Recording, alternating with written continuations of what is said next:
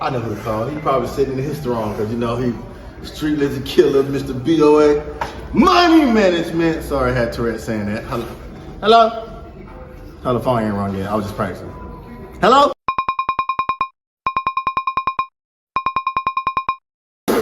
Yeah, man, the interference connection is crazy. Hey, I can't do this video without no chains. And I'm not gonna go buy nothing. Can I borrow some of yours? Of course, you know I got you. Bro, my dog. I got you, bro. It's perfect timing. Yeah.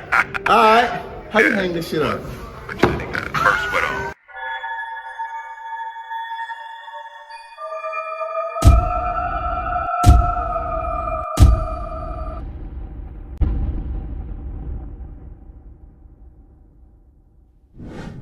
You call me at my lowest, baby, but you stayed to lift me up.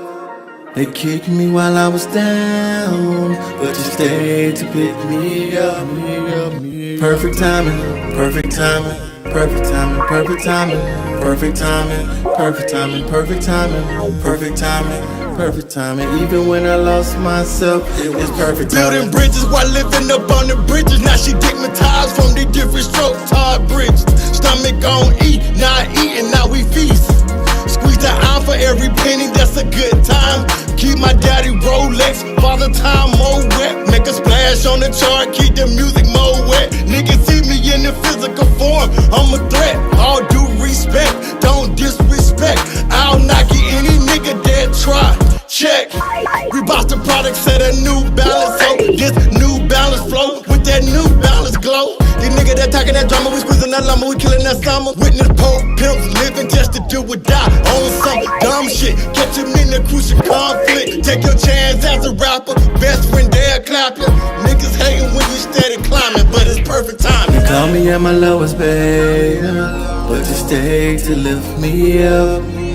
They kicked me while I was down.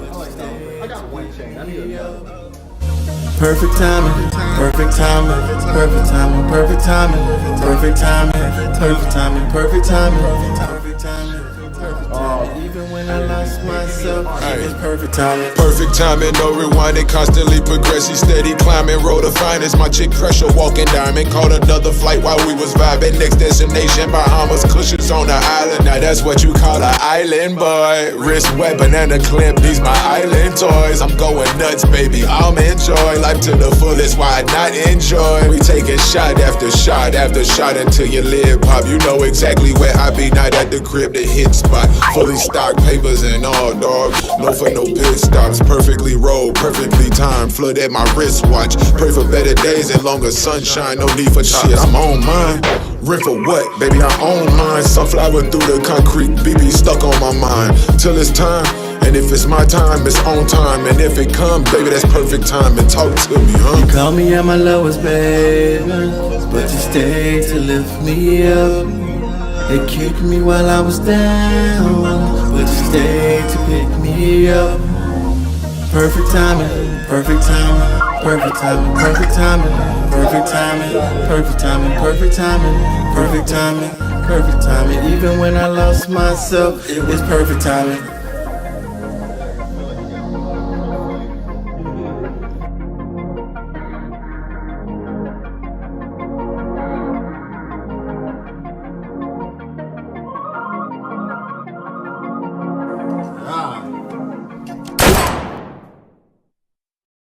What up, what up, what up, what up? Welcome to Streetligion Nation. I'm Legacy City. Today I got a special guest in the building with me, my big bro, you know what I'm saying, one of my financial mentors, you know what I'm saying, you know, my cybersecurity mentors. Y'all start fishing me, man. You got it right there. Stop fishing me, man. You know what I'm saying? What up, what up, what up, what up, what up? Man, this dude means so much to me, man. The first artist to ever hit $1 million on Streetligion as well, you know what I'm saying? So, man, from day one, man, it got linked up, man. And, you know, he got popular, got his royalties, and then went back to phase, you know what I'm saying? No, but nah, man, this is one of my big bros, very important person in my life. Y'all make some noise for my big bro, David Lee. Woo! don't got the board here no more. It's kind of different. So, I don't know what to do with my hands. I got to see it like a conservative for Fox. You know what I'm saying? I gotta see it like this. So, you know what I'm saying, man, how you been, bro? I've been good, man. It's been a crazy start to the year though, but other than that, I've been good. Tell me, did you know I was on the news and I didn't do nothing wrong? I did know that you was on. I saw that, bro. That's 2 years in a row, you know? That's in a row, y'all. I'm looking for, hey, Instagram, I need my blue check. I mean, you know, anybody get one on Twitter now, so you know. I don't know how that works, man. I'm scared of that. I'm scared of that, man. I'm scared of that. Yeah. Man, I went on Twitter trying to get some things done, man. It was like I had to make sure I ain't hit Pornhub. I was looking at my phone like, what's going on Twitter, man? I can't do it with Twitter because I want nobody to link me up. You know what I'm saying? It's weird. Twitter, I don't understand Twitter. I don't get how that works. No. It was the same thing. It's just text. Basically, it's Facebook. No pictures. Cause they got video. That's why. they have It'd be some stuff like, oh, stock market went down. Scroll down this. Twitter, get it together, man. Get it together, Twitter. Get it together. I'll figure it out. His mic cutting in and out. Okay, I got to see his mic cutting in. You see your mic cutting in and out. Oh. Is he part of the Silver Fox, so he got to tuck under his beard. Okay. Should I move it? Yeah, you should be. I'm not about to hold this thing. No, just I want to fix it on camera. Be like, I got you. I know. I'm about to blame the production crew because Who's the production crew? you know the production I was just gonna see if you gonna call names out. I just want to see how petty it was gonna get. You know. Is that better? That should be better right there. I hope it's better. Let's hope it's better. But check this out. All right, so you got your bucket list. For those who don't know, you know, it's a David James experience. You know what I'm saying? I thought it was wrong. I was like, wow. The big about you, David was. Yeah. It's okay. Now we're going to McDonald's to get a Happy Meal after this, so it's cool. You know Oh my God! but I'm gonna tell them no toy. So they're gonna give her a bit off cookie. Exactly. With the wet chocolate chip, like if it licked off, it's pre-licked. Wait, lick it twice and then put it back in there, and then I'm gonna tell the ice cream machine down. So, like, Oh, that wouldn't be a lie though. I know. Right? That would not be a lie. That's a bad thing there. So man, so just get a resume. Never changed, and it's still doing numbers. You got single living on soundtracks. Of course, I was talking about you actually really opened to my eyes about culture. Really not everybody being and then like, I was homeless and I knew about this. I know about this. I done heard this before. You know. I was just talking to my brother who was in the car. He was telling me about his neighbor when he was going through at work, something like that, or whatever. He was fighting with Microsoft. It says it's choppy. Okay, we'll get it right.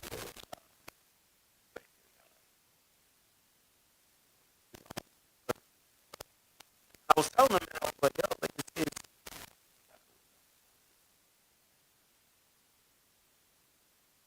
And,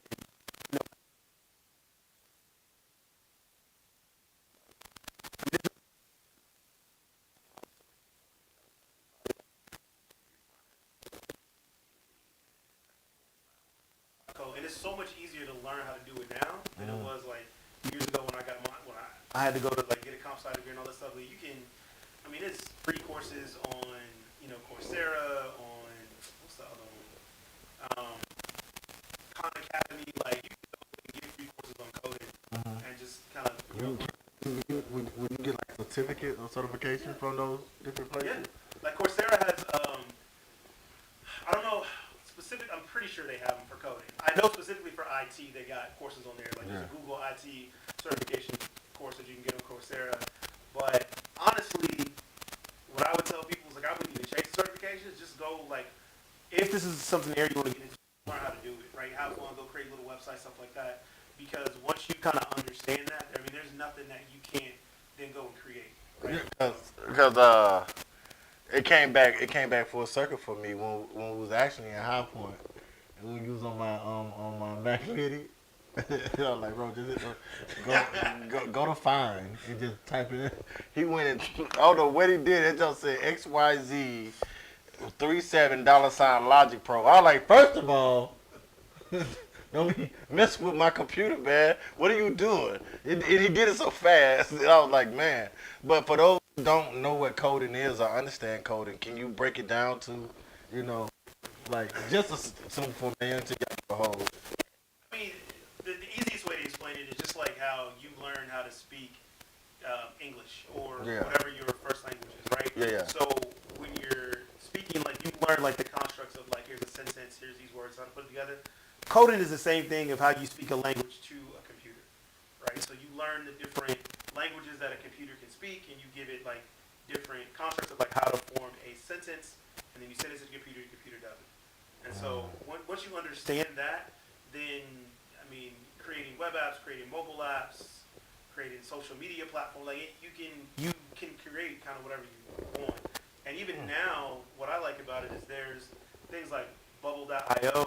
I can't remember the other one, but these sites where they can take a lot of the coding out. Like you don't even have to worry about doing a lot of that stuff. You just kind of drag and drop and build whatever you want the app to be, and then publish it. So it's definitely something like I would tell any business owner, specifically like in this day and age, you got to have a website, you got to be on social media. Like if you're doing anything with business, at least understand like the general stuff around coding and how to build apps and things like that. Because even if you don't do it yourself and you want to hire somebody, like you're not just hiring somebody and they talking a bunch of stuff to you and you don't know what they're talking about. Yeah. Right? Just like anybody would tell you, like with a car, you take it to a mechanic, you want to at least understand about your car. Yeah. So that way when you take it in, they're like, oh, we need you to tell the oil pan. You like, fuck you, it's the air conditioner. I ain't got nothing to do with the oil pan. Yeah. So I'm charging me extra. Definitely. What was your this on? I don't know. Can I cuss? Yeah. I'm good. like, Yeah, you good now. I ain't worried about it. It's the whole TV network. What about so how often do you still code? Like I know you probably moved on past it, but how often you just like nah, pay somebody. Yeah, pretty much. like I stopped coding probably now, 10 years ago. Like once I moved to Dominican, I stopped coding. So, Oh wow. Okay. But I mean, I still, because I went to school for, like, I still understand theory. Yeah. So like, it's like riding a bike. You don't. Yeah, got it. Just again, I go back to speaking language. Like, you don't forget how to speak English. Yeah. I mean, you might mess up some grammar here and there. Yeah. The fundamental aspects of it, like. If I just stop talking for 10 years, I'm still gonna be able to understand somebody when they say something, right? Like it's not like it completely goes away. So, but yeah, as far as like day-to-day coding, like I'm way from that. Oh, yeah. And now it's more so like helping develop younger coders or working with architects to teach them how to put together system design and stuff like that. Which I kind of enjoy more because it's I mean, like anything, coding, it gets boring after a while. Yeah. So, Dang. Like, but you the first like black man I heard really talk about coding during that time. So like when it came back around, I was familiar with it. And then I've been in the military for I know with like fishing and all this other good stuff. But then like when I've been around you, then just being with your friends, different things of that nature, hear y'all talk about certain things. I'm like, oh, it's pretty deep, right? Well, let me enjoy this shit. What do you do, Cedric? I film. You know what I'm saying? dude, It's a different world. Yeah. So coding management from there, then now years later, you kicking off, you know what I'm saying, C3, but that's a podcast, and I murdered his name. It's Ebony Ascent. yes, you got it. You know what I'm saying? Boy, I messed up the location. I messed up, okay? I was used to the C3, bro. Don't talk to me. It was stressful getting there, first of all. It was just the stress of getting there. So, I had to really get on the A game. It was like, oh my God, I'm not in. Then, they put me out there like, don't jump on him. It was a long day. He don't know why he said green, but we're not there. Like, okay, thank you. It was. Oh my God. But what, like being management, coding, You know, you dropped your album, and so then you moved to Atlanta. You know what I'm saying? They call it Chocolate City. You know what I'm saying? Black Hollywood. Is it all that? Is it for you? Being from California. Right. Being from California. Austin. Move to Austin. You know, that's a whole. And then, like, Black Mecca. What's that transition like? I mean, it wasn't much of a transition for me because it feels like, in a lot of ways, Atlanta feels like LA. Yeah. Just the way the city is made up, stuff like that, and being able to see, you know, black people everywhere, like running businesses, doing different things, not just the wait staff or doing things like here, and so in a way it felt like coming home, and then I got my family close. Yeah. So that's cool. I'm still always gonna miss Cali and LA because that's where I grew up, man. Yeah. And that vibe is always something different. But in a way, what I like about Atlanta is just it's a little bit it's more pure black people, right? I get it. Because Cali is so diverse. Like I get it. You got all this kind of stuff over here, but like in Atlanta, it's just black. Like, yeah. And so it's level 2 black in Atlanta though. It's level 2. It is level 2. I'll be honest, man. Like, so the parts that remind me of LA and home when I was growing up, like, is cool, and I now admire those from a distance because I'm bougie as hell now. So I'm y'all straight. I ain't fucking going on. I'm cool. Me and bullets, we don't get along, so I'm straight. Yeah. They don't agree with me, like, you know, my stomach. What's going on with the bullets? So, but it's interesting to see like how Atlanta, the different boroughs around it, have kind of blossomed. You see like the black influence on there. Yeah. And you know, the biggest reason for going there when I left Austin was number one, I want to be back around my community, right? It's like as I'm starting to build things and doing things for the community, I want to make sure it's our people that I'm serving and taking advantage of, right? So in that aspect, there's definitely a lot of that there. And I mean, there's so many people doing some things. Actually, chilling at my brother's house today, he ended up pulling this thing on YouTube where there's this black real estate developer and investor who just built like this first kind of micro home community. And the lawyer that closed on it, you know, black woman, her own law firm, and this dude made this whole little development, housing development of like, he calls them micro homes. They're like maybe like 1,000 square foot homes. Like the tiny houses, like kind of. Well, we know them as tiny houses. Yeah. So kind of like tiny houses, but they seem like a little bit bigger. But he made a whole development for it. Already sold out, right? And I just thought that was dope, right? And so that's a Tuesday in Atlanta. Like, there's so many black people just doing dope shit down there. And that was the thing for me that I really wanted to get down there. Like, number one, be inspired, but also two, I mean, you know me, I'm competitive, so to push, like, damn, they doing this and he ain't really shit. So imagine when I do some shit today. But I love it because to me it's healthy competition because then it's going to drive me to do better. But then for the community, you get more. Yeah, the community wins. Either way, the community wins. And us is winning. So I really, that part is amazing. And I love that part of Atlanta. So we get a little, the crime and shit is getting a little out of hand. And that's something that I do that concerns me. I'd be worried about. And when I get back, I want to, you know, really spend this year trying to get involved in the community in different areas so we can try and like get some of this to kind of quell down because it's been crazy coming out of COVID. Like niggas is wild. So like and do you, I got two questions. The first question because a lot of people I get backlash because I'm not really inclusive. It's like black people, black woman, black man, black boy, black girl. This is a platform, you know, mainly built for you guys, right? The opportunity, because I know lack of opportunity do raise crime rates too. You know what I mean? Yeah. So I try to do my part with that. Do you get? Do you feel a certain type of way when you that's your focus and you ain't really worried about other coaches being? Cause like me, I don't give a damn. Right. You know what I'm saying? Like this for us, by us. You know what I'm saying? And you know, I know. And the sad part about it, the other coaches ain't giving me a hard time. It's somebody that look like me giving me the hardest time. Man. Fighting and vouching for. You know, it's just like damn. You know what I'm saying? I felt like Wakanda too. I was like, damn. I mean, for me, it's been different, right? Because I launched and started this while I'm also living and walking in the corporate America world, right? Yeah. So there is right, wrong, or indifferent, there is a line that I've kind of had to walk, because as much as a lot of people talk about, and as much as I want to be like unapologetically black like all the time, Yeah. when I have one foot in corporate America, like I know that It's like kind of impossible. I get it. I understand it's, that. even though it's separate, it's always gonna be tied to me and come back, right? Yeah. So recently, like kind of the end of this year and beginning of this year, I've had the opportunity to just like make sure like my focus is all on that, right? So now it's kind of I don't really have those ties now, Yeah. right? So now I can really start to ramp up and do my focus and do a lot of things more. But I will say like most of the time I would describe myself, I'm a lot more Malcolm than I am Martin. But as I've gotten older, I understand why Martin went the way he did, and why he was always cautious and careful about how he approached things and what he talked about and the way he wanted black people to organize and go about things. Because there is when you there's power in subtlety, right? I mean, I would tell people like, I explain it like this. Think about, ladies, forgive me for this, but like, if I'm talking to my fellas, right? Like, think about the time like when you really trying to holler at a girl, right? Yeah. Like, you can be overly aggressive, and sometimes that works, right? You can come in, blah blah blah, whatever.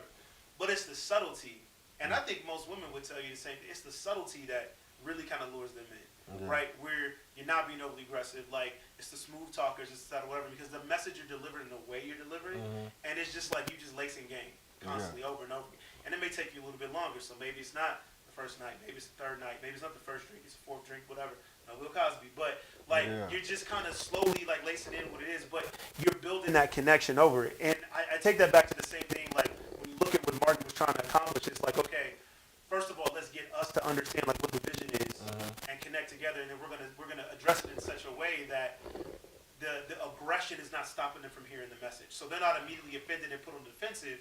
They're realizing that we are asking for something, and I'm being bold in what I'm asking for. But I'm gonna continue to say it in a way that I just keep lacing it, keep lacing it, keep lacing it, right? Unfortunately, it's one of those things. It's like a glacier; it just takes over time, right? And we've just been through so much shit for so long, like we ain't got time for that shit. We don't want to see a glacier. And you got people like Malcolm that come along and is like, fuck everything. I got a blowtorch. I'm gonna melt this fucking glacier right now, right? This is what we're gonna do. And I think both of them, like, there's you can learn things from both of them, right? So there's ways that we can do it. And I look at now where we so much have the ability to control our own narrative, right? Like everybody, just about everybody now, has a camera in their pocket. And you have YouTube. So like you have the chance to own your narrative, own your story, and build from there. And so what excites me about that is as much as we have to fight against of the systemic racism that's out there, we also have access to more and more tools to make sure that not only our community, but the message we're getting out is coming from us. And we're serving that in a way that paints us in the light that we want to be painted in. And those are the things that always excites me about where we are, even though I still see the same shit that's happening. I still see the reports on the news. We saw, like, we're looking for about 3 years from now, like, how much is changed since George Floyd and Mount Auburn. Not a whole lot, but it's the conversation is at least there. We have the ability to keep pushing it forward. So. Yeah, definitely. I think to me, I'm more Malcolm than Martin. You know what I'm saying? Just, like, I think desegregation was the biggest mistake we ever done. And I stand firmly on that, whether people agree with me or not, but it's shown in history. Right. I mean, Black Wall Street by itself, it's self-explanatory. You know what I'm saying? You talk about different things in the Army. We have a lot of people don't even know about the triple nickel, the black paratroopers. You know what I'm saying? And unfortunately, the rise of Houston riots of 1917, the 24th Infantry Division, white cops fucking with them after they didn't been in the military serving, started a riot, and most of the black soldiers get killed. From Fort Sam trial here, Fort Sam Houston, Washington, Houston, but that society, upper echelon of America, never had accountability. I mean, then you bomb your own. That's why they don't never call it domestic terrorism when it comes to stuff. Right. You birthed that. You know what I'm saying? You birthed that. So when it comes to us, like one thing that you taught me, even before like being like, hey, I'm gonna give you the money to promote this album, do this. You like. Big bro Bren ain't with this shit. He with it, but he more faith-based. But like you taught me, like I'm cool with this, but in this world you going in, you talking about people money, you talking about making these type of movies, you gotta be a dog in it. And you can't be a dumbass dog either. You know what I'm saying? You know, you gotta put this in perspective. So even when it comes to like, yo, I need you to invest in finance in this, I was able to learn from you, like, yo, this is the numbers. This is what we're gonna do. This is the time we looking at. Then you was like, oh, I didn't get that pushback. It was like, all right, got it. All right, go. Because just having an order. So I don't think desegregation was thought all the way through. You know, so this me personally, like I said, I really think it gave us a cancer that we haven't healed or cured yet. That could be cured. Like, we don't need their fucking acceptance. And whoever they are, and I'm not talking like they as Kanye Jewish, this, you know, because Jewish is not an ethnic group. You know what I'm saying? So I'll just put that out there. Am I right or wrong? Right. So anyway, but you know, like black and African American in the ethnic group. You know, Cape Town is full of white Africans. You just moved to America. But it was just, I think the segregation hurt us because now it goes from, we want their acceptance. You know what I'm saying? Their awards means this, or their awards versus our awards. But it's like, I was at Martin Luther King March this past go around, right? And this guy brought something to my attention, and it shook me like, wow. You know what I'm saying? And he I guess he was mentoring these boys, black boys, and his words was, y'all gonna stand still on that white national anthem, and then y'all gonna walk off on the black national anthem. We got our own national anthem, right? And shout out to Robert Carter. I think he's the one that sung it. And it paused like, wow, because I stood there, still had a chest, and I saw all the black people walking off. I'm like, y'all don't even know what that is to y'all. It shook me. I was like, it shook me like, wow, that shit crazy. You know what I'm saying? You know, it's one of those topics that, because we've never, for African American descendants, right?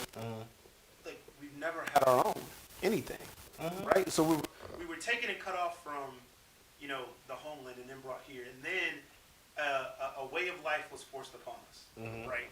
And all to domesticate and control us and force us down a certain path. And so, to your point about, you know, integration or desegregation, like however you want to look at it, as we started to build our own and find like what is ours, what is our culture here in this land now, right? As we start to create our own communities, and for those of you that are listening or watching, like, please remember that it wasn't just like Black Wall Street just wasn't in Tulsa. No, right? It wasn't. There was one in Durham. There was one in Asheville, North Carolina. Most cities, North Carolina. So these cities were everywhere, right? One real threat that we have right now is erasure. Is the fact that these stories are being erased from history and not being told.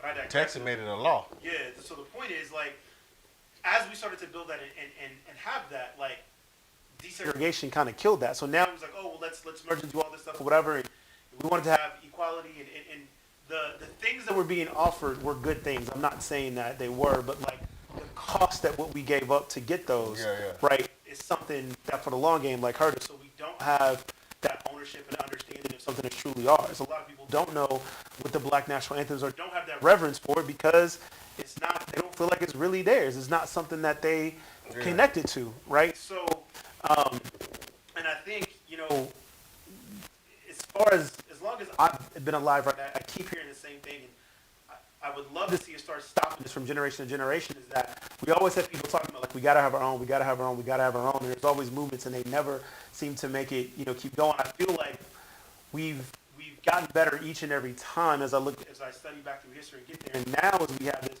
we're starting to get it a little bit better, right? And we just have so much more capability to truly have our own and build our, you know, and take care of our own as far as communities and finance and real estate, but has this knowledge stayed within our community. Because here's the thing that I would say to anybody that says, well, that sounds like very anti. And I'm like, it's so funny that argument comes up, but only when it's talking about us. Because go to any city, there's a Chinatown, there's a Little Mexico, like in any other culture that wants to have their own, like nowhere.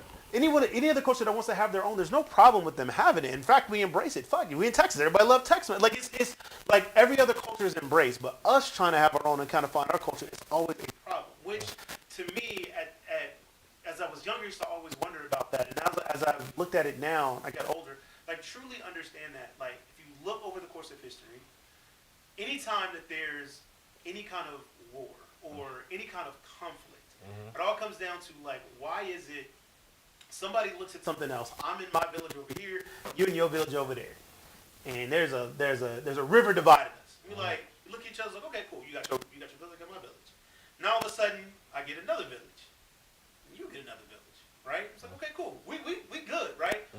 But as my village start growing, right, maybe mine starts to outpace yours a little bit, and you notice that it's like, man, we all kind of do the same things, we share other stuff or whatever.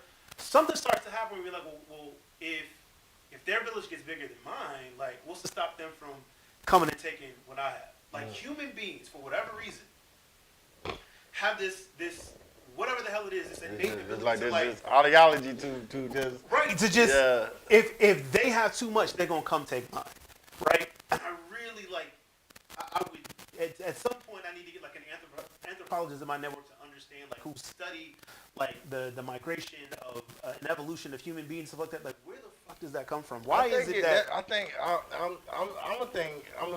it's a European thing. You know what I'm saying? I think it's a European thing. You know, America ain't. I mean, it birthed from that. Right. Yeah. I mean this respectfully. America was birthed from the people that was at the bottom of the pole. They got sent out to somewhere, and I mean, even though you try to say yes, this was established, but people don't rise to the occasion. They fall back on training and what they know. Right. You know what I'm saying? Y'all been barbaric and brutal forever. You know what I'm saying? And don't believe it. Like, I mean, you see everyday wars. It's just intellectual now. You know what I'm saying? A lot of people don't even know once before America invaded Russia.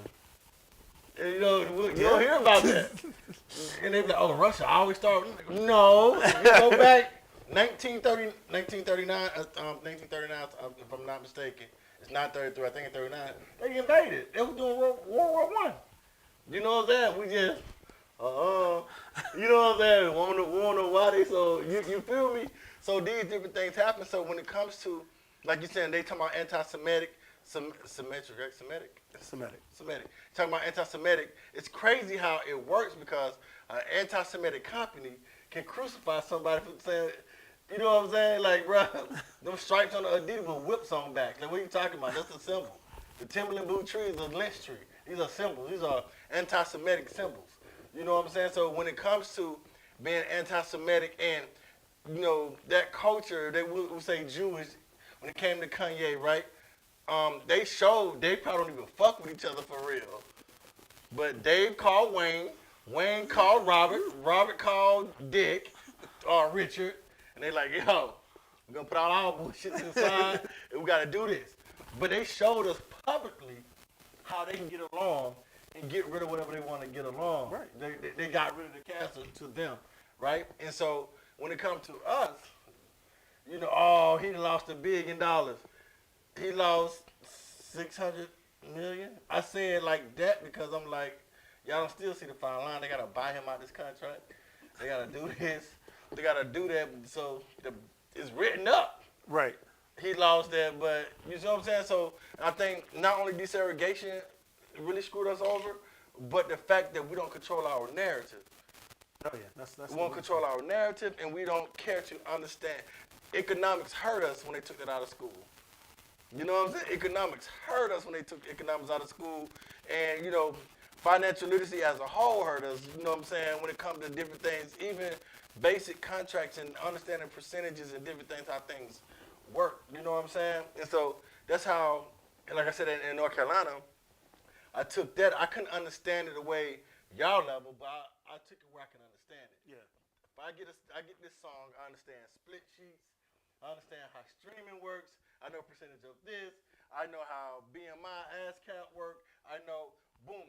Now I'm understanding money on it ain't, I guess, corporate level, whatever, but, you know, I'm understanding it's like, I can do this on my own. But 10% of everything breaks down to the smallest 10%. And so let me just address that right there. Is it like corporate level, right? Like this is the fallacy that people put out there. Like two things that I hate, like corporate level and like bank level security.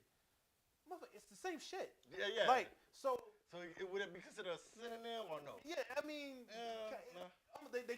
It's used as an adjective, but like it's not describing the same thing different. Gotcha. Put it like this: if everybody watching this, if you go learn basic accounting, which is just a budget and understanding debt and income and expenses. Like, that's corporate finance. Yeah. Right now, it's at its base level. That's all they're doing. They're just managing. Like, here's the money come in. Here's the money comes out. Here's what's owed. Here's what's paid. Like, that's what they're doing constantly, all the time. Now, are there more advanced tools that they use? Yes, but those tools are based on the same basic concepts that you already understand. Like one thing is like leverage. What a lot of corporations do is they don't actually, once they understand how much money we have coming in and how much is going out, right? Okay, basic budget. Now we're going to say, okay, but I got to pay this, which is my employees, or I'll say everything to run the company. Here's all my expenses. To pay that, I'm not going to take that money out of my profits because I want to keep that. So what I'll do is I've got income and I've got this thing called debt. Debt is what I owe. Income is what I got coming in. So what I'll do is I will go get leverage. So I'll go borrow money to go pay my expenses. And then when I borrow that money, I'm borrowing that at an interest rate. And so then I get, as everybody knows right now, if you got a credit card or you ever borrow anything, you get a payment, right? So now your payment is, let's say your total expenses is $100,000 every month. So you go borrow that money, and your payment on that is $25,000. Yeah. Listen to what I just said. So I'm paying $100,000, right, for $25,000 a month. So I take that out of my profits and go, boom, I'm going to pay that bill. And then the next month do the same thing, right? And so now I'm leveraged out. So what does that mean? I'm now controlling $100,000 worth of things for a quarter of the cost, which means I keep more of my profits. But that's all based on, I couldn't even do any of that unless I understood how much money I have coming in, how much money I have coming out. That's it, right? And it just builds on itself. It's like a game. Like anything, it's like Jenga, right? You start at the bottom, you start putting things on top, right? Understand the basics, and once you understand that, everything else becomes chess pieces that you just move around. Which is why I'm always, you know this, because I'm always telling people, like, learn the basics and fundamentals, whatever the hell it is you do, and then master that. That's the one thing that for our people that pisses me off is we want stuff so quick sometimes. And I'm like, look, I don't care what it is you're trying to do. I don't care if it's music, real estate, selling cars, fucking selling drugs, whatever it is. Like, understand what the fundamental thing that you're trying to do. And once you master that, now it's like you will be able to control everything around it that you're doing, right? You know how to, like, get really, really, really good at making music. So if you're a producer, like, what did Kanye see? Doing 5 beats a day for 3 summers? Like, that's a different world like Cree Summers? Like, that's what you need to be doing. Like, if you watching this, like, I want to be a producer. Cool. Get your ass off this podcast. Go get you a freaking digital audio workstation, whatever, and start making beats. And your first one gonna suck. It's gonna be the worst thing you ever heard of. Then your second one gonna be a little bit better. You gonna get excited. You gonna send this to your friends, your little girl, somebody like that, and they're gonna be like, "This shit trash." You gonna be like, "Damn, the film's gonna get hurt." Then the third one you gonna make, and they're gonna be like, "Okay, that's all right." It's a fucking process, and you keep doing that. You keep doing that. You keep doing that, and then all of a sudden you're like, "Oh, I think I kind of got this." You're going to go back, listen to your old stuff, and be like, "I don't know what this was. I don't even know why I sent this to anybody." You know what I'm saying?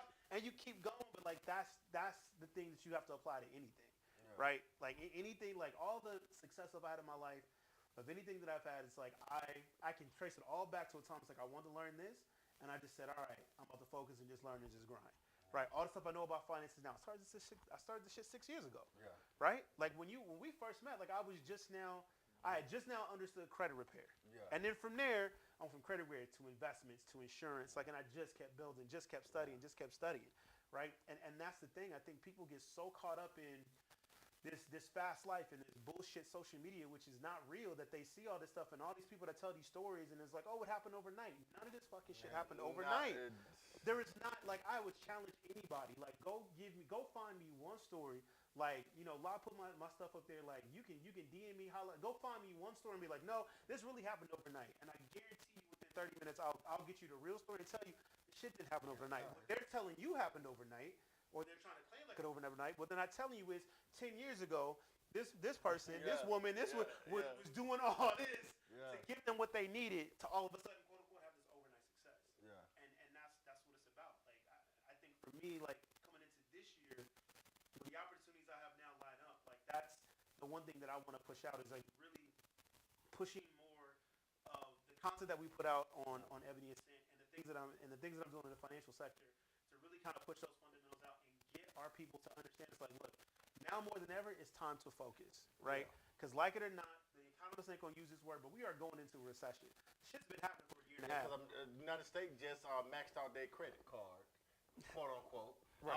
That's the best way I can put it. That's a good way to describe it. I'm not like politically correct with the terms, but right now I think it's like over $34 trillion they done maxed out.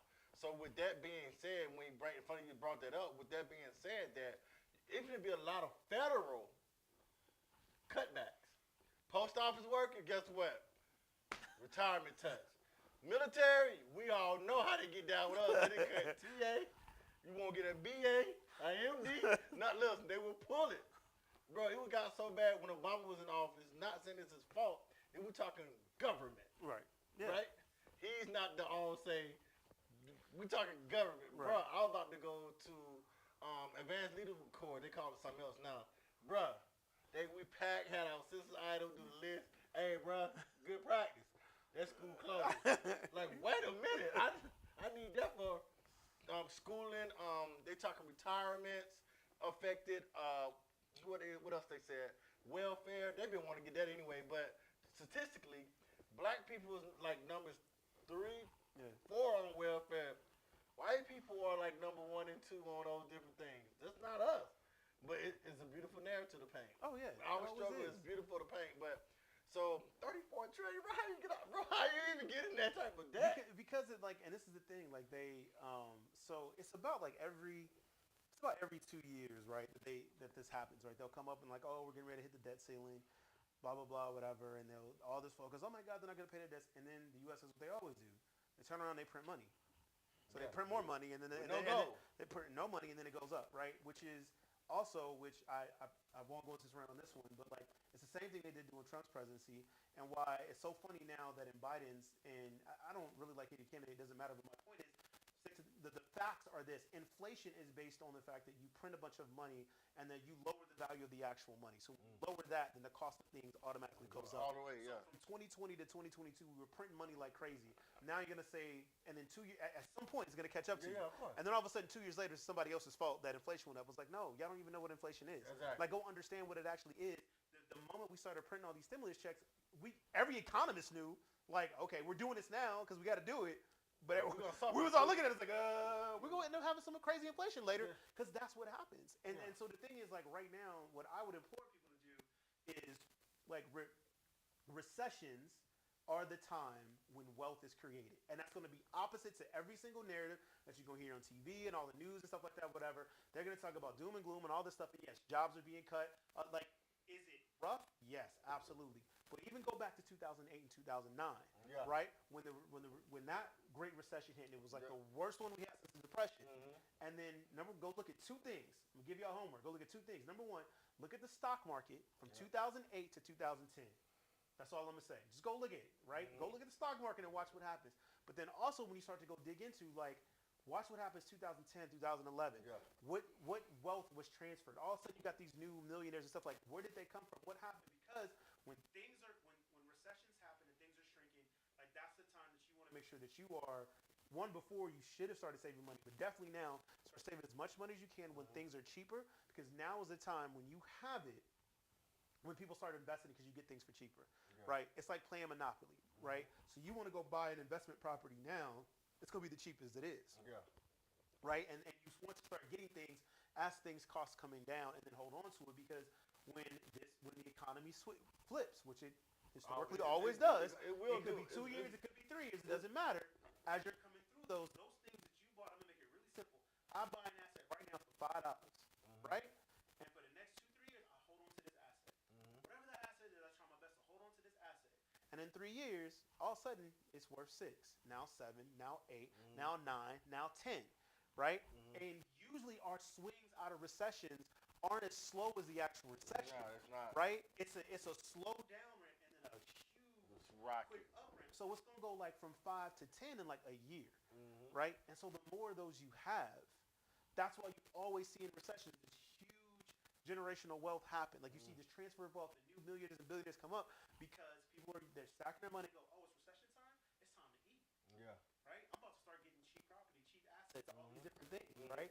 Now, that's the thing that, for me, like I'm really pushing this year is like, okay, let's make sure our people get onto this, right? And I'm not sitting here telling you, look, if you barely freaking paying your mortgage right now and you can't pay, like, don't go do nothing stupid. I ain't telling you go hop on the stock market. That's not what I'm saying. But what you can start doing is go, okay, let me learn about what this stuff is.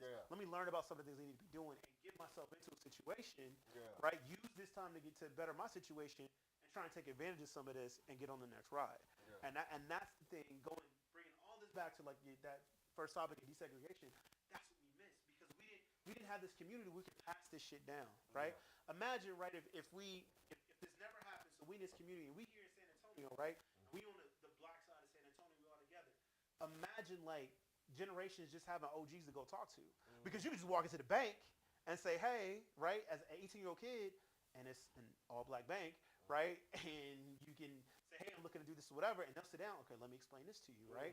Like that's the stuff that we power miss. That's where the handicap is. It's like, you know, it's let's throw them cards. Let's invest into their stupidity or ignorance. You know what I'm saying? If we invest into their ignorance, you know what I'm saying? We can keep that community handicapped and that state. We can neutralize or neuter that community. Like it's not, they're not scared of, you know, physically gang banging and this and stuff. That's what they want. Right. You know what I'm saying? It's conversations like this and understand. Like, look, you know, I'm quite sure a lot of people probably shocked that I'm inquisitive and knowing about. You know, people send me stuff like, yo, look at this. What you know about this? And I'm studying, like the debt. I'm like, this been going on. They've been talking about this a whole week. Yeah.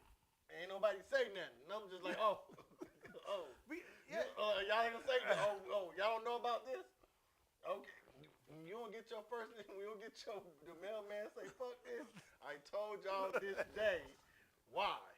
You know what I'm saying? Because they keep from getting a lot of backlash, they gotta go federal first.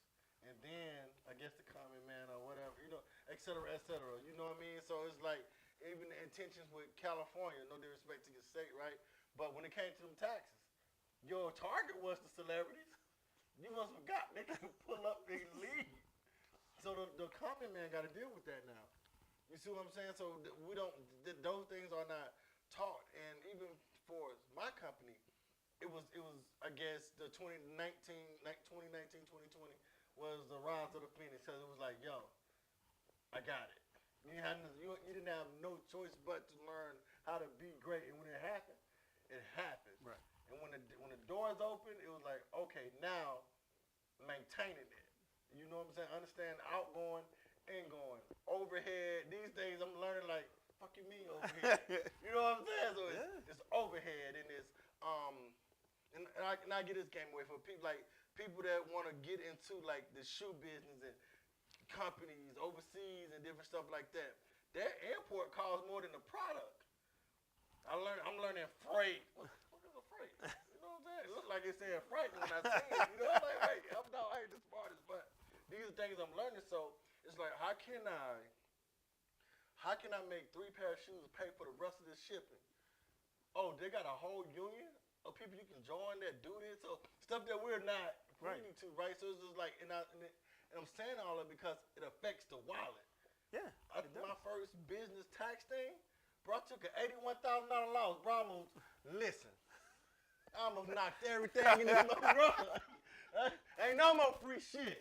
You know what I'm saying? Community hell, like, but it was the learning of like, this shit real. You know what I'm saying? Man. And so that's why I guess more like people talk about, this is where I think start asking your friend for a hookup. I got the understanding. I lost so much money. The IRS responded back with good luck on my shit when they sent it back. Good luck next year. Bro, I didn't understand. Right. The equipment. All right.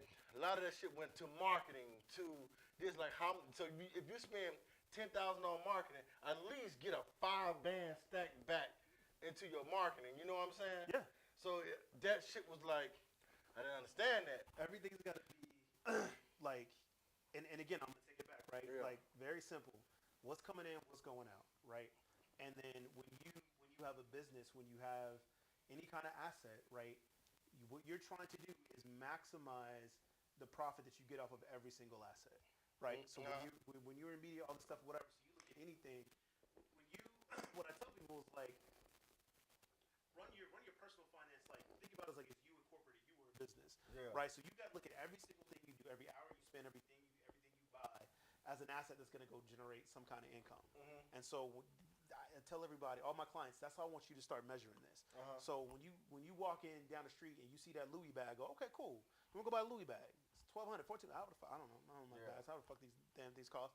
I tell them, okay, go look at it and say, okay, I'm gonna go spend this money. How much money is that gonna make me? Right? Then you go, well, it's not gonna make me anything. Okay, well then here's your income, what's coming in. So what you're saying is you're gonna purchase this thing that's gonna take away from what's coming in, and it's not bringing you something else back in. Like, now where does that make sense? And so now what it's gonna do is gonna change how you look at certain stuff. And now you're gonna start looking at things like, okay, if I buy this equipment and I do this, so I'm gonna spend this much. This should then turn around and allow me to produce this, which creates this. Okay, cool. And you always want to take, like, what I tell people is try and make it even. I spend $1, I make $1. That's where you want to get to. Get to even. Because once you understand that, now you're like, okay, well, cool. I now know how to make $1. And now it's like, how can I make it cheaper? Right? So then you start looking at it, like, okay, well, I already spent this $1 and it's making me $1. So I don't actually have to spend this $1 again. Let me reuse the same thing to go make this other $1. Guess what? When you did that, the cost is now what? Zero. Now you're profitable, right? And these are the things that it's like, you start looking at that and moving and finding different ways to create income streams off the assets that you have.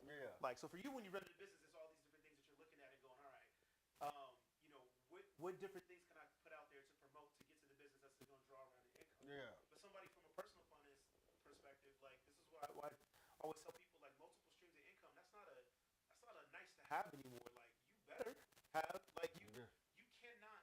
You are not going to make it if you just think me and my partner going to work every day with this one stream of income is going to be all right. It's not. I'm sorry. Like it's not going to be enough, right? Like and it's not going to be enough at some point. Maybe right now you're like, nah, you don't know what he's talking about. We good. Okay, cool. You good right now, right? Let's go 10 years from now, 15 years from now. Like at some point, those incomes stop. Now what, right? So you have to make sure that you have something. And the jobs aren't as stable as they were 40 years ago. So you have to be able to, as we see now, like what 40,000 people just got laid off in the last 2.5 weeks. Just in tech alone. But people don't even, and that's what I'm saying. And that's the reason why I started off with coding, right? And I asked, well, how much you code now? As long as not just domestic, I'm quite sure foreign people need coding too. I feel like that's something that you can be like, yo, work for hire type thing, and don't have to work a skill set. That's what I was asking. I'm gonna read some of these comments real quick. Once again, man, we got David Lee on here, man. We talking that talk. I'm gonna go down and see Ray Sorrell, what's up? That's why I shut down the website. I don't know how to use it, but my money was going out. Great information here. And same thing with the TV. I learned how to. Financial literacy taught me also don't gamble on potential. Oh my God, yes, no, never. Bruh, you know what I'm saying? Do not gamble on potential. I think that was my biggest lesson. That's why I don't get love about nothing. It's all potential. It's all potential. You know she's like 3 records. It's all potential. So what else we got? Let me see, Lala, scroll down. Let me see. If y'all don't know me, man, look, I love Lala. We got they got this rivalry. It's a big brother, little sister relationship all the time. It's always cool when I get a chance to come down and see her, even though. Yeah, man, I'm happy you're here. Shouts out to my boy Dylan, SB Ice Cold. You know what I'm saying? Who else we got? That was pretty much it. When Lala was like, I thought that was Ice Ron Isley. That was funny. Okay. But so let me ask you this. So like me, I just recently cut my TV network because I was listening to who you follow on Instagram, TikTok. People like I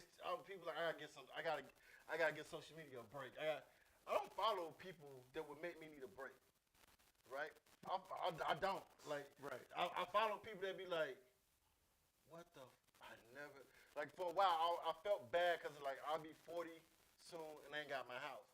Cause I got the money for it, but now the guy was like, and it's just millionaire. He was like, you like a multi-millionaire. He was like, why you don't got no house yet? He like, does it make you money? If it don't make you money, it's a bill. I was like, wait a minute. Then I'm like, it's just me. how can I boom, boom, boom? Like, wow.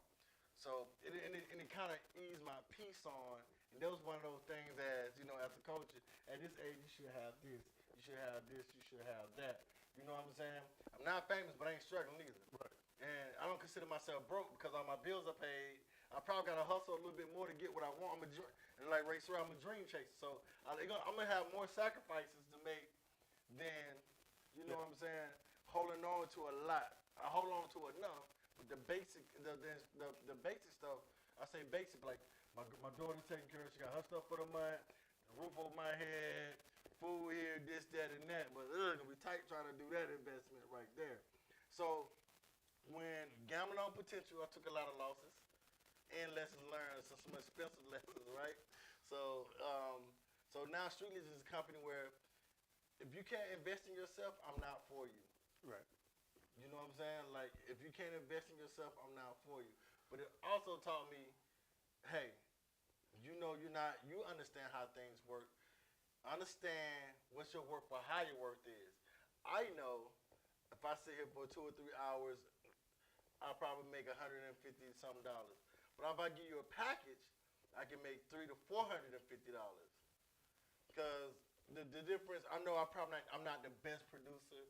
I'm probably not the best engineer. Everybody got, even Timberland and people, this man that made hits, and they be like, oh, Tim trash. You know what I'm saying? So on my level, it's like, I have to be the most smart and efficient producer.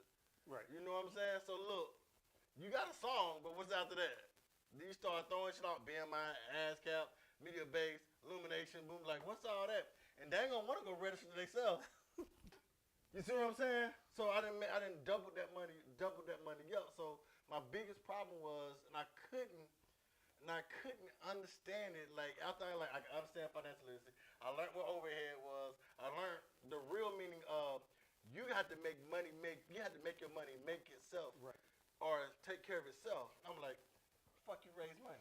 You know what I'm saying? Like as a kid, like how you raise money. So I had to learn, be like, okay, I shouldn't be paying this much out of my check, my personal check, and my personal check and my personal rent.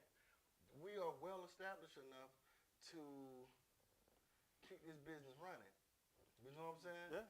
Then I heard what Master P say, merchandise don't talk back. You know what I'm saying? So the Streetligion is not the problem.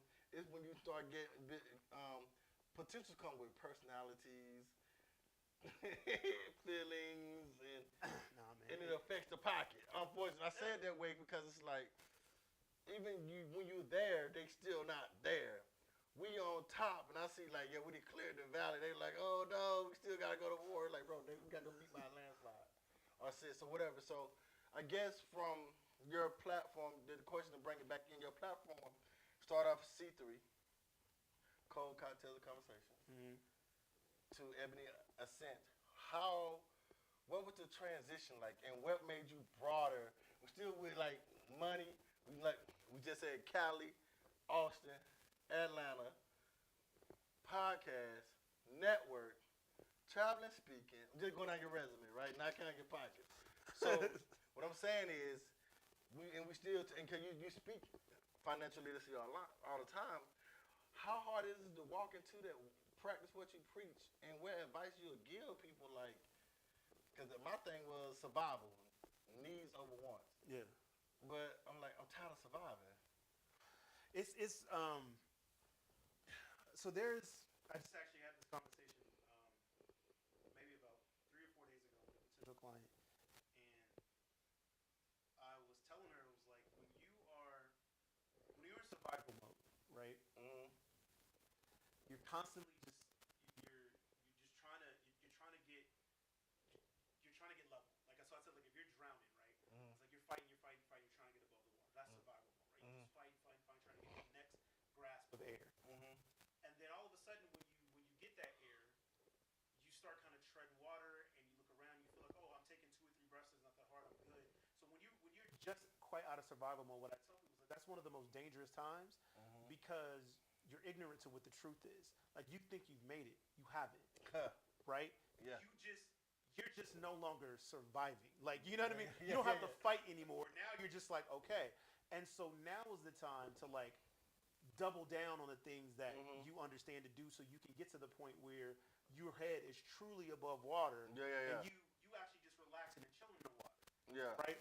And so one of the things that that for me, like walking the steps, all the stuff that I preach, and I'm not perfect, right? Yeah, of course, I get it. But it's, you know, I always remember what it was like when I was constantly fighting and surviving. Right? Yeah. When I had to call my big bro and be like, yo, can you take me to the grocery store because I don't have any food in my house, right? And I don't have any money to put any food in my house, right? Yeah.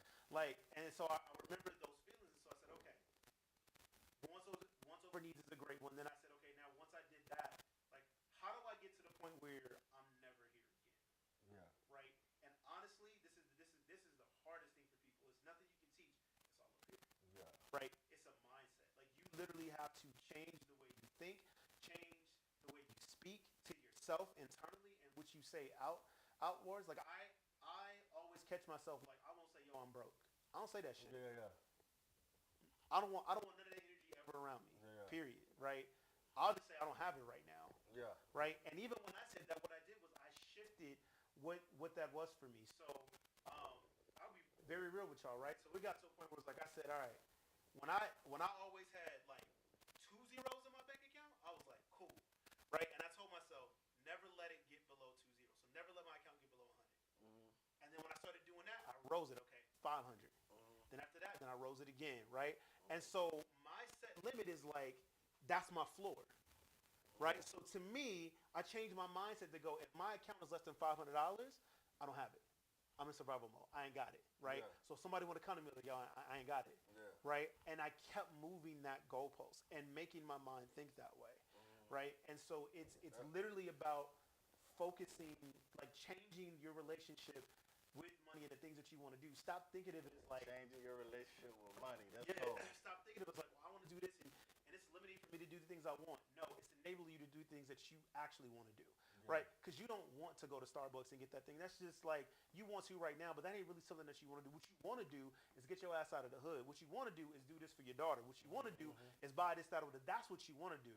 So compare like what you think you want right now to what you really want. And if you don't know what that is, that's your problem. Like, get your mindset together and say, what is it that I really want? And you have to be honest with yourself and go, all right, what's it gonna take to get there? And then you ain't gonna like the answer. Right? Just get over that right now. I started telling myself I have to where I want to be. I have to get comfortable with being uncomfortable. Yeah. And that's the most uncomfortable shit ever, right? That don't mean I'm gonna take losses or it just, you gotta be uncomfortable with that growing pain. Uncomfortable, you know what I'm saying? Being uncomfortable is the language of growing pain, right? So like with myself, I don't have a lot of jewelry. When you met me, I didn't have jewelry. I didn't have this, or go get cars and stuff of that nature. I get something to get me work back. You know, not because I'm in struggle mode. It's like I want that. Right. That's my ultimate goal, right? And so, like you said, I'm not broke, right? I started doing. I can't afford that too. Like, how am I going to afford that?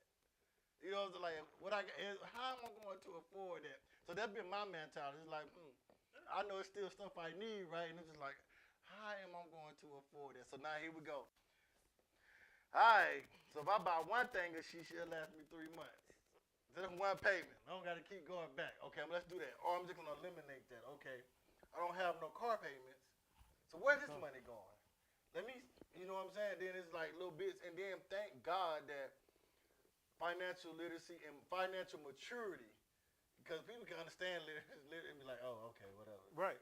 You know what I'm saying? Financial maturity is the thing of like, okay, don't DoorDash this much. Don't do this or do that, because it's like I'm so busy, I don't have time. I'm like, okay, being so busy not having time is affecting the money. Because I got to go back and look at it and be like, it's a lot went out because I didn't make time. Yep. You know what I'm saying? For self and stuff of that nature. So it helped him, it would transition and stuff of that nature. And it's like, dang, like I said with the TV network, I just recently let that go. It hurt me because my heart and my plan, my mind was like, man, this gonna be the platform for independent film directors, this, that. But they ain't really rocking with me on that. Then I'm like, I'm in school as well, right? Trying to learn how to film, and I'm, be honest with you, I hate that shit. Fucking hate it. You know what I'm saying? It's like, this don't interest me at all. Filming do not interest me. I like the engineering part. I mean, because it's close to what I do. I like that part. I can write, but I'm like, I done blew my bag on this shit. You know what I'm saying? Because it's like, if nobody want to, because it's like, if nobody don't want to support me, I'm going to do it myself. So I go learn how to do it, boom, boom, boom. It's just like, I should have left that shit alone, right? On top of that, the potential support that I had financially, I'm like, damn, this shit is coming out my check. It ain't, it ain't no here. Let me do this. Let me chip in. I know it was our idea, because what happened was, another financial lesson I learned was, if you got to birth an idea out your pocket that's not your idea, don't do it. No, it sounds cool, but it's like, you got a TV network. Oh, that's cool. Y'all a mass media company. Fuck that. I don't got to be mass. We'll be a media company. You always have to, like, you know what I'm saying? With everything, you always have to look at what's going to pay for this thing that I want, right? Yeah. So in business, if I want to launch any new venture, right?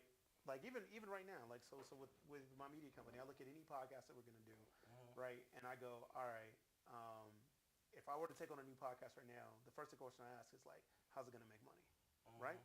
So. And when I ask myself that question, it doesn't have to make money day one, but I'm like, what's the end goal? What's the plan for this to get profitable? Yeah. And so I go, and then how much if I add this podcast and everything else am I doing, how much time so I add everything up. Like, this is how much it's going to cost me to make this. Okay, so then what do I need to get back, and what's the plan to go and get there? And if I look at it and I can't connect those dots, then it doesn't happen. Yeah. Right? I learned that from you as well. Like, right. So it's like, okay, well then right. there's no way to, like, I don't see the path to go and get there.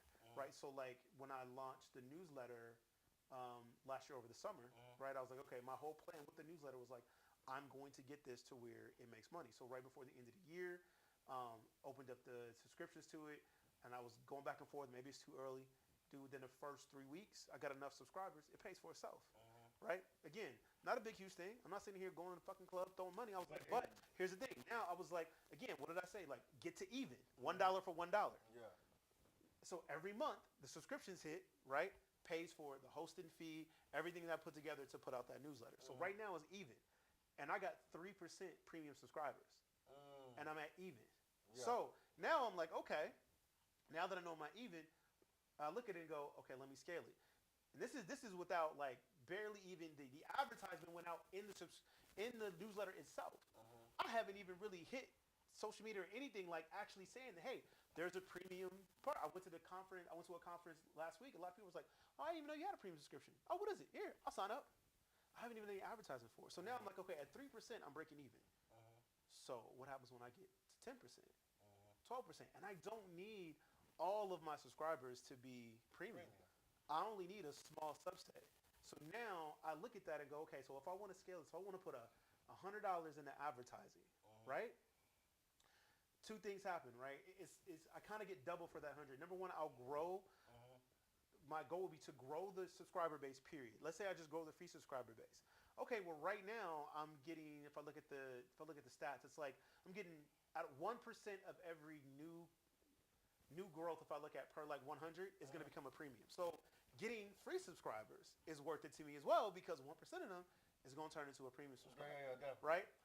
But if I grow that, but if I take that $100 and say, okay, here is the newsletter, market towards that, let them know that there's both a premium and a free one, then I can get 2 for 1, right? Maybe I'll hit and 3-4 people sign up, and then 2 of them sign up to be premium. But the point is, it doesn't matter since I'm already even. Whatever I get from this, I know that $100, I've got it now to where it's going to turn into something, right? Yeah. So I back all, and that was all from the plan. When I first started doing it, I said, okay, well, what am I going to do? I set up the newsletter the way I talked about it, what I put in the format of the newsletter, because I knew I wanted to get paid, right? Yeah. So the first couple of months, what are people really liking? Okay, that's the part I'm going to put in my paid subscription. So the whole thing I was building towards, this thing eventually is going to start making money, right? And so that's from a business perspective, how you always want to look at things. Anything that you add on now, it's like, okay, if I do this, how am I getting paid? And I think the biggest thing that people like for new entrepreneurs have to get over, that is not being selfish. That's called doing business. Yeah. Right? Like this is what like a business is an entity that's created to generate money. Yeah. Period. That's what it's there for.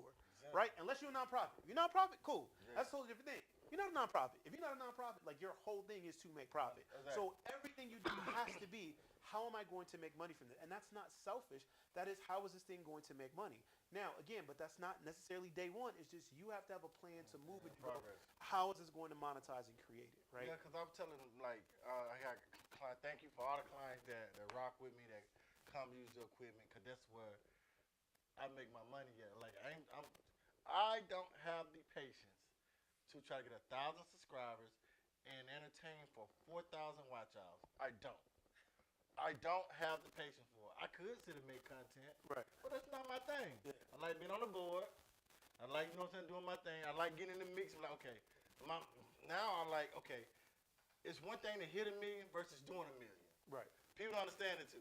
And they be like, I ain't get my $4,000. Okay, money break down by quarter. If you do a million the first quarter, you get $4,000. You do a million the first quarter, you get a million. You get that 4,000. If you do a million over 3 quarters, you're gonna get that little money in increments. You got it? Then, like you say, it's your premium listeners, then it's the free listeners. You know what I'm saying? So all this stuff play a key role. So I like in that arena. But what I love most is like I can make my money faster with having the equipment with the competition. What's called turnkey ready. Turnkey. Yeah. To have a turnkey ready location, have some spaces, just set up the cameras, boom, boom. So we got cameras that now we won't even need the Mac, man. We just an iPad, we can run your stuff there. You just do boom, boom, boom. All right, boom. We got that. Or if you want old school, we just bring the mics up, bring the cameras, sit around. The point is like cover every aspect of the room to make money. You know what I'm saying? Little things that we want to think about, like, okay, we get darker complexion people here, we need to light up their facial features. So it's just little things like that. It's like, okay, that comes in along with this, along with that. So I do it because I know it's therapy for some of the team members and some of the team, they love doing it. You know what I'm saying? We do have a concept, but the overall concept is like, look, the first time I had this place, you remember how it was when we first got here? Yeah. I didn't have a vision. I was just happy to have a studio. When I lost it and I got it back, I came back with, I'm like, I'm making money off everything in this mug. The wires run across the ceilings, every booth gonna be in here. The lead singer and the quartet's gonna be in there. All of them can sit around the mic. Boom, we're gonna get everything down to a science. Every aspect has to make money. You know what I'm saying? And in my field, fortunately, unfortunately, I get paid more off my accolades than my actual skill. Right. You know what I'm saying? Because it's like, oh, I can go to any producer. It's a dog. I can go do anything. No matter if I buy the unique stuff that, you know. Right. You know what I'm saying? That don't matter. You know what I'm saying? But when they come in and see the wall, the other 7 producers don't have that in their building, or this is actual building, is this and something. So I think one of another lessons I had to invest into and make it look like something to make people want to put money into it. Yeah. You know what I'm saying? It was crazy. That part was, I didn't realize how important that was the first go around. You know what I'm saying? I think that's the one thing about anything in business, right? Is that people don't get to. I think if you play sports, you kind of have an understanding of it. If you didn't, and I'm not knocking anybody that didn't, but like in business, you don't understand. People that don't understand like the investment that comes first. Like you have to invest into it to get the momentum going, to start creating what you want. Mm-hmm. And for athletes, I think a lot of us just kind of naturally understand that because it's like, you know, so I play football. It's like, okay, we got to go train in the off season. Yeah, and I got to go put in that work to then go and produce on the field. Like that's just how it works. Like I have to do this first. Like I'm not going to get stronger if I don't get in the gym and lift, right? Like it's just not, I'm not just going to show up on game day and be like, yeah, let's go. Like, nah, like I got to. And so that's just like a natural thing. So it makes sense, like that. Of course, I got to do this first. But people come to business like, okay, I'm ready to start a business. I'm ready to get in. It's like, why are they making money? It's like, you have to put the first. Right. You got to put that first. You got to put that sweat equity in. You got to. You have to put that stuff in there first to get it kind of going. And so like that's one thing that I think a lot of people that rubs a lot of people the wrong way, and then they go down the wrong path of entrepreneurship. Like, and I would tell anybody like I'm always push entrepreneurship to anybody. I think every everybody should be in some form or fashion, right? And in today's world, like, it don't have to, it's not where it used to be. You don't have to go spend $10,000 to go to a restaurant. Like, you can just do little shit. Like, if you sew, if you do whatever, like, dude, like, it's so much little shit that you can do, right? Like, make a little, like, whatever, do something, like Etsy, like, you know, drop shipping. I could go on and on. There's so many different opportunities, you know, for you to create a business, and you don't have to be like all in it and all this, but like, if it creates you an extra $100 a month, fine, right? But it's taking that and understanding like that process you got to get into it to get something going and make that asset start to like become valuable. Let me ask you this: do you feel like, and this is how I personally, and this offends me sometimes, but I can't be.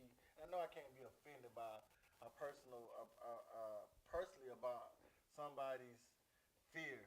You know, to me, fear stands for fuck everything and run. I ain't running for shit. You know what I'm saying?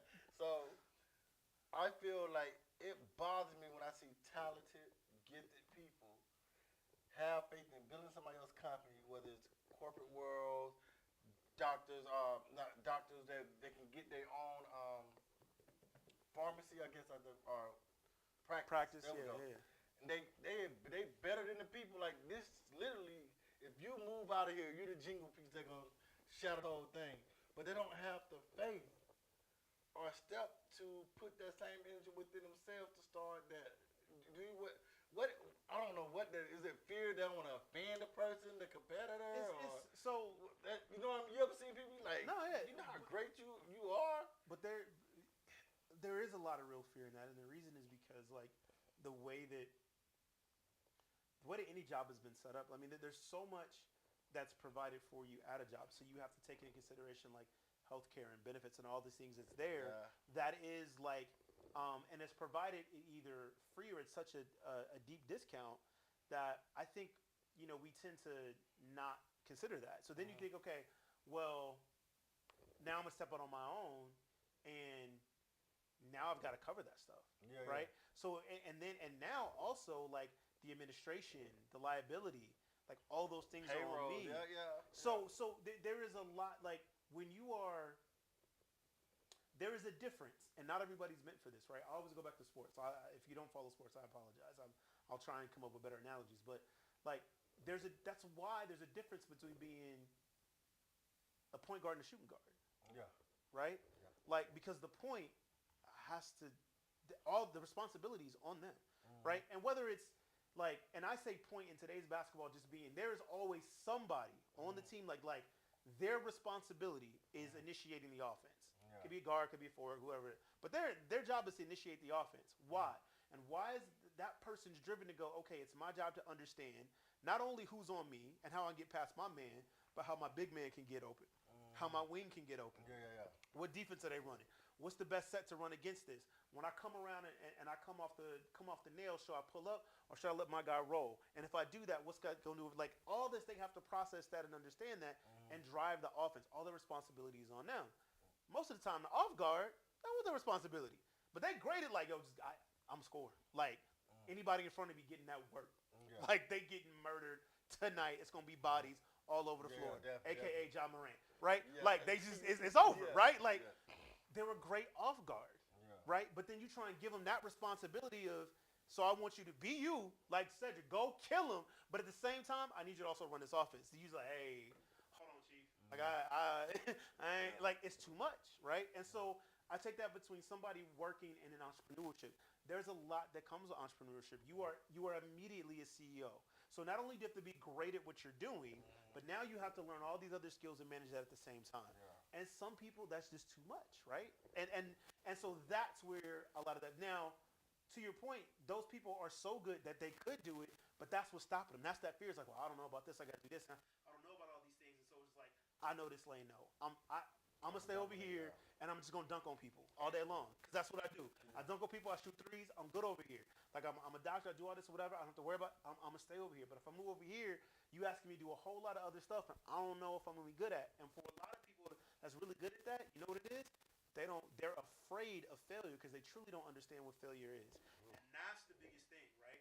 They've built their inner confidence and their ego on top of all the success that they have, so they are afraid of failure. But they don't understand is like how you got that success was failure. Yeah. Right? Again, change your relationship, right? So you like I would tell people change your relationship with money, change your relationship with failure.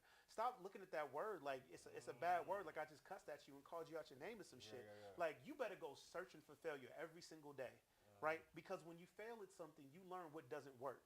Yeah. And then you step back and go, why didn't this work? Oh shit, okay. And it's like I still play it's like video game, right? Like you go in, it's like, okay, well shit, that didn't work. And it's a video game, so we start up, load again. Let me try that didn't work. And you keep going, and eventually you figure it out. It's the same shit and everything else in life. Now the consequences are a little, and in a video game you can't just hit reset, so you gotta be smart about it, but like you can't run away from that. Like you gotta go into that and be like, okay, the only way I'm gonna get better is figure out if I had 50 doors in front of me. If I put you in a room and said there's 50 doors. Behind one of these doors is $10 million. How the fuck are you gonna find it? Right? You gotta go through that. You gotta open the doors, right? There's no, there's no cheat. There's no. I'm gonna open the doors. Yeah. Well, damn, it's and maybe 50 is too many. Maybe put it like this: it's 500 doors, right? But behind one of them is $10 million. I gotta open every single door. Yeah. Like, how is she gonna find it? They got what they call echolocation. You know what I'm saying? You know what I'm saying? So, I think, like, and that's what, like, I remember last year I wrote a song. It called "More L's Than Wins." When you get your first W, you celebrate your losses. yeah. You know what I'm saying? That's one thing I had to do was celebrate my losses in order to enjoy my wins. Because it's like, man, when I lost, I lost. But when I won, I won. You know what I'm saying? So I think, like I said, taking those losses, and I can take that loss better than being homeless again. You see what I'm saying? It's like, this loss it's tough.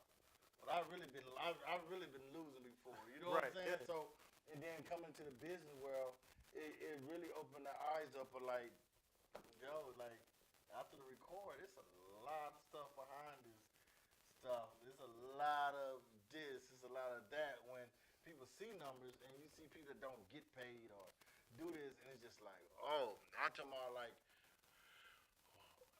one of the artists, you know what I'm saying, did a million and the money didn't come in like it's supposed to, right? And I'm thinking, I'm subject matter expert. I'm in this. I dot I across see. Let's see what's going on. Man, that was the most my self-esteem probably got ever shooken. You know what I'm saying? Right. But what it made me do, I got recording production down pat, right? And now the world is so fast now, you can't really be old school and be like, They gonna be like, hey, I'm gonna come in, I'm gonna record, and I want to sound like the baby. So you gotta go buy it. So now it's like, let me go get these plug-ins real quick, cause these kids, they ain't really with it. They wanna shoot sing the whole trap. All right, got it. Boom, boom, boom. That's out the way. But then it's like, I gotta understand, what is it? Is a delay here? Why is it? Cause they reporting a month later. The results is like, why is? Cause it was forever. I was like, an example, right? It was like you talking sports, I talk music, right? And so it was like, man, BMI ain't cutting no fucking check. You know what I'm saying? So I'm trying to figure out, doing this boom boom. I learned from somebody else, you don't get no money from BMI ass cap if you're not on the radio. So it's like, I spent a decade. You know what I'm saying? Y'all covered this. No radio spares, no checks, no performance royalties where you perform at your show, you ain't record it. It's like, wow. You know what I'm saying? So these different things of that nature, just like, hey, stop chasing royalties. Understand publishing. It's slower, but it's that long money, and it hit. Yeah. You know what I'm saying? So these different things of that nature, I was learning like, okay, man, I lost a lot of time. You know what I'm saying? Just here and that, but it was just, man, and what really triggered, like, my favorite album, I don't even own. It's under somebody else's stuff. With the Legacy City name on it, right? And it was like, man. I mean, that's the majority of everything. It was like, but I had to do it. He invested in me or whatever, but boy, I had a reasonable doubt moment. Like, the whole bitch, like, I'm a hurt dang. It wasn't no thing, but it helped me learn the game. It helped me understand viral, this YouTube. It helped me understand, because I was into streaming before it came a thing. You saw it coming. Yeah. The prototype with Napster. Yeah. The prototype with Napster. You saw it coming years before it hit. It's like, oh, It's gonna be a music pandemic. Y'all better understand what's happening. So those different things just help harping on it. Some things I ain't like. I'm getting finances together, but like certain things, it just like it's a hell no, like shit no for me because it don't make sense. No matter how a person explained it to me. Like I was trying to be like the crypto movement. Everybody was on me. Get a crypto. If it hit a penny, you set for life. You do this and do that and the NFTs and I'm like, I was already on Web 3 a while. I was just studying, but I really didn't understand it. And that's gonna be a problem coming up. Oh yeah. You better learn. It's gonna be, but like crypto and Bitcoin, man. I was just like, Look, Warren Buffett, right? Who everybody likes to, quote all this stuff or whatever, man. He always says, invest in what you know. Like, you don't have to know every latest thing to like be successful in anything that you're doing. Like stick to the things that you know. If there's something that comes up and there's an interest and you're like, I want to know about it, then go study it and learn it. But always, you don't have to chase every little new thing that comes in, right? Like, I met this couple in Atlanta. There was I'm trying to think, what was the name of the speaking club? The Gathering Spot. And they've since opened up a bunch of this. One in DC, just one in LA. The young brother that opened it up has just blown up since then. oh, so he got a franchise. Yeah, it's pretty dope. But I was there at the bar. There was this couple there, and husband and wife, and they're in construction, right? Mm-hmm. And he was just like, we were sitting there talking. He's like, yeah, you must be a tech. He's like, you sound like you're a tech. And I was like, yeah. He goes, well, what do you do? He goes, yeah, I'm in construction. He goes, it's boring. He was like, ain't nothing exciting to talk about. Concrete and this, all, and whatever. He goes, but every job I do is $1 million contract, right? And he was telling me at the time, this was a year ago, maybe a year and a half. Somebody, Biden, I think, passed like an infrastructure bill. He was happy as shit. He goes, dude, this bill is gonna make. He goes, if more people would pay attention, because this bill will make hundreds of billions. Yeah. And he would love for more like black people involved in it because for the most part, it's easy. It's construction. Like it's not a whole lot that goes into it. And these contracts are like huge. And now like all this, I forgot how much that infrastructure bill was. I want to say it was in the billions. That they're putting into rebuilding all this infrastructure around the U.S. He goes, they don't have enough people. Somebody gotta go build that stuff. So my point being like to him, he's just like, look, like this is his lane. This is what I do. All this other like tech stuff, all this stuff, whatever. Cool. And some people say, well, he's got to know those like, find your niche, find whatever it is, and rock with it. There's ways to be successful. All kinds of right, yeah, behind the wave, behind the wave, yeah. You just find what you do and ride it out. Again, I go back to it, like just be the best. Not even be the best, just be good at it. Know what you know, and then go from there. Definitely. Hey man, we got David Lee in the building, man. As was my big bro, my mentor, one of my mentors as well. If y'all see, we got his pretty much like LinkedIn tree. His personal stuff. You can go there, find these different things. You can contact him on the link as well. Financial guru, motivational speaker. We didn't get into a lot actually. we didn't cover a lot. I thought we were gonna have a what's my boy Van. We were gonna tackle some of those things, but I really was just wanting to focus on you as a skill set so people can actually see, hear. And the thing I like about you is the fact that it's tangible. I realize having tangible things are really important. You know, people laugh at the Spotify plaques, they laugh at the iTunes for the record. iTunes, they buy your music. You just can't get on. Streams don't get you on the iTunes chart. Right. Apple Music is different. You see what I'm saying? But I had to learn that. That's something I was like, oh, dang. I'm trying to get my Apple streams up, and I should have been having people trying to buy my music so I get on these charts. You know what I'm saying? Get that money. So, but like, yes, he's no, he don't look like that in real life, as you can tell. That's cute though. Look, that's cute though. Not playing. No, man, you can. So we're gonna cover this real quick, and then, as a matter of fact, let's take a quick commercial break, and then we'll be right back. How about that? What's happening? It's your Street Legacy City. You see, I'm in the building with my hood apparel and gear. You know what I'm saying? I'm decked out. What's behind me? I'm decked out. Y'all make sure y'all go check out Hood Apparel and Gear on Instagram. You know what I'm saying? Let them know that Legacy City sent you. Streetligion in the building. Purposely walking your purpose on purpose. Just for your success and not an accident. Log out. Even when I lost myself, it's perfect. Building bridges while living the Yo, what's call me happening? What's at my happening? It's lowest, your shooting babe. Legacy. Welcome back to Street. I'm Legacy City. I got my big bro, special guest, Dave Lee in the building. Man, before we left off, we get it done. I had to take out my beard. Yo, you wild. Y'all stupid. Hey, no, seriously though. So like, let's go back to his card. Let's do that. Let's go back to his card. We don't got everything on there as what he doing. Hey, can y'all hear me? I don't see my mic stuff up.